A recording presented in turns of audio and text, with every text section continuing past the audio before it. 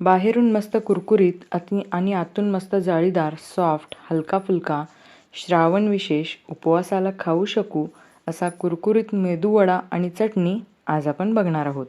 उपवासाचा हा मेदूवडा बनवण्यासाठी तुम्हाला साबुदाणा किंवा वरईचा तांदूळ अजिबात भिजत वगैरे ठेवायची गरज नाही. कोणतीही पूर्वतयारी करावी लागत नाही. अगदी झटपट हा मेदूवडा तयार होतो आणि उपवासाची चटणीसुद्धा अगदी पटकन तयार होते. चला तर मग व्हिडिओला सुरुवात करूया. हा उपवासाचा मेदूवडा बनवण्यासाठी मी इथे 1 कप वरईचा तांदूळ किंवा भगर घेतलेला आहे. वजनी प्रमाण धराल तर 150 ग्रॅम. त्याचसोबत पाव कप मी साबुदाणा घेतला आहे आणि हे न भिजवता फक्त मिक्सरमध्ये बारीक रवाळ पावडर याची करून घ्यायची आपण. आता मी कढईत 2 चमचे तेल घातले आणि तेल गरम झाल्यानंतर त्यात थोडंसं जिरं आणि 1 मिरची चिरून घातलेली आहे. मिरची आणि जिरे फ्राय झाल्यानंतर आपण यात साबुदाणा आणि वरईचा तांदूळ यांची बारीक पावडर घालायची आहे. याचं कच्चापणा घालवण्यासाठी आपण हे थोडंसं तेलावर परतून घ्यायचं आहे. साधारण 5 मिनिटं आपण याला परतायचं आहे. कच्चेपणा जाण्यासाठी भाजून घेण्याची गरज आहे. शिवाय हा वडाही आपल्याला जाळीदार होण्यासाठी याची मदत होईल. अगदी व्यवस्थितपणे गडबड न करता आपल्याला हे भाजून घ्यायचं आहे.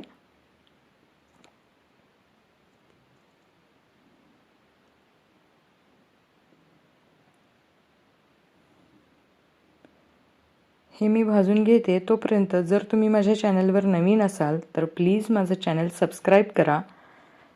सोबतच बेल आयकॉनवरही क्लिक करा, जेणेकरून जेव्हाही मी व्हिडिओ अपलोड करेन तेव्हा तुम्हाला नोटिफिकेशन मिळून जाईल. आता हे व्यवस्थित भाजून झालेलं आहे. यात मी 3 कप गरम पाणी घालते.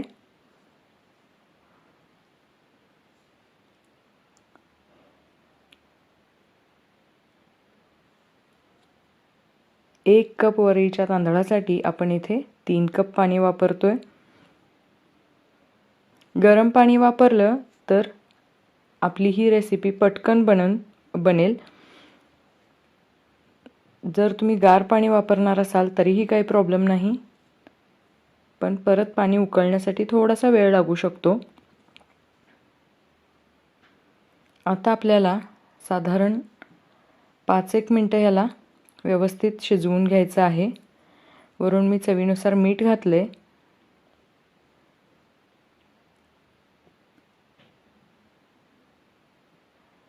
इथे तुम्ही बघू शकता आता हे मिश्रण एकदम दाटसर होते. पण आपल्याला हे कंटिन्युअसली हलवत राहायचं आहे, जेणेकरून यामध्ये कोणत्याही प्रकारच्या गुठळ्या राहणार नाहीत. अजून हे शिजलेलं नव्हतं म्हणून मी वरून पुन्हा थोडंसं पाणी घातलेलं आहे. म्हणजे साधारण 3.5 कप मी इथे पाणी घातलंय.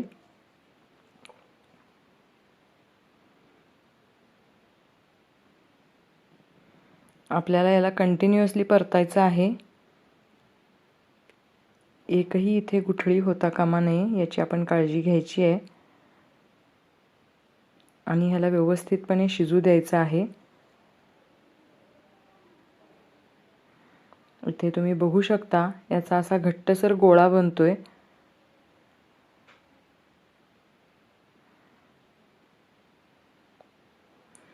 आता हा गोळा बनल्यानंतर आपण याला एका प्लेटमध्ये काढून घ्यायचा आहे आणि अशा प्रकारे थोडं थोडं पसरवून ह्याला कोमट करून घ्यायचं आहे.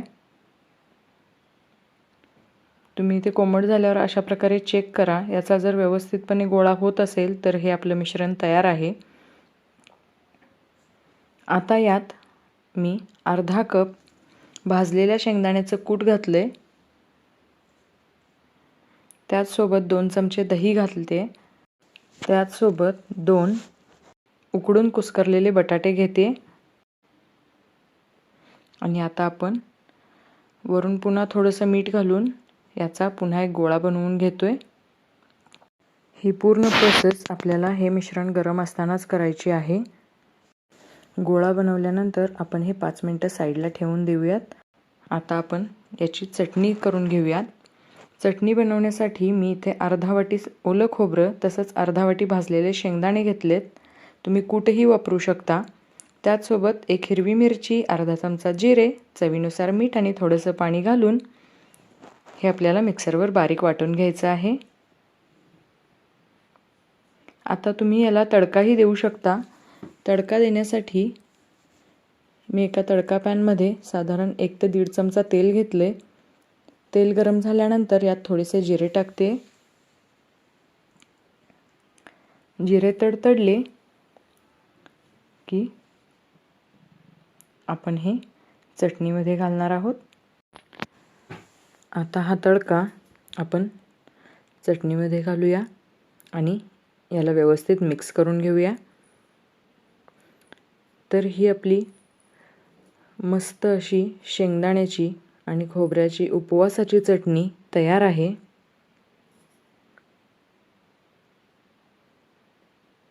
आता आपण वडे बनवायला घेऊयात। यासाठी मी हाताची बोटं थोडीशी पाण्यामध्ये बुडवून असे छोटे छोटे गोळे करून घेते आणि त्याला अंगठ्याच्या सहाय्याने मध्ये एक होल पाडून हा अशा प्रकारे वडा तयार करून घेते आणि एकदम गरम कडकडीत अशा तेलामध्ये आपण हे वडे फ्राय करायचे आहेत। यासाठी मी आधी चेक केलं तेल गरम झाले का नाही। तेल व्यवस्थित गरम झालेलं आहे आणि हे वडे आपण छोटे छोटे बनवूयात जेणेकरून थोड्याशा तेलामध्ये आपण ह्याला व्यवस्थितपणे फ्राय करू शकू। तेलामध्ये वडे सोडले की सुरुवातीला खूप जास्त बुडबुडे येतात, पण जसा वडा तळला जाईल तसे बुडबुडे कमी होतात आणि हे बुडबुडे कमी झाले की मग आपण वडे पालटून घेऊ जेणेकरून दुसरी बाजूही व्यवस्थित फ्राय होऊन जाईल। तेल कडकडीत गरम असेल तर वडा तेलात अजिबात फुटणार नाही आणि आपण गोल्डन कलरवर हे वडे व्यवस्थितपणे फ्राय करून घ्यायचे आहेत। तुम्ही इथे बघू शकता खूप सुंदर कलर येतोय वड्यांना आणि कोणतीही पूर्वतयारी न करता फक्त 5 ते 10 मिनिटात हे वडे तयार होतात।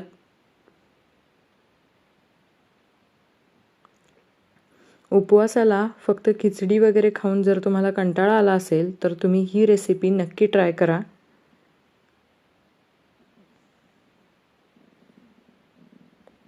हे वडे व्यवस्थित फ्राय झालेले आहेत। आता आपण हे बाहेर काढूया आणि गरमागरम वडे चटणीसोबत सर्व करूया।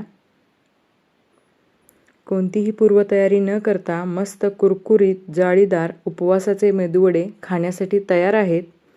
ही रेसिपी तुम्हाला कशी वाटली हे नक्की मला कळवा। शिवाय चॅनलवर जर नवीन असाल तर चॅनल सबस्क्राईब करायला विसरू नका। पुन्हा भेटूया नवीन व्हिडिओमध्ये।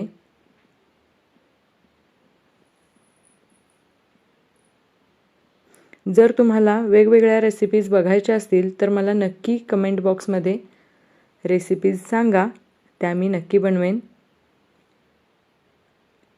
व्हिडिओ पूर्ण पाहिल्याबद्दल धन्यवाद।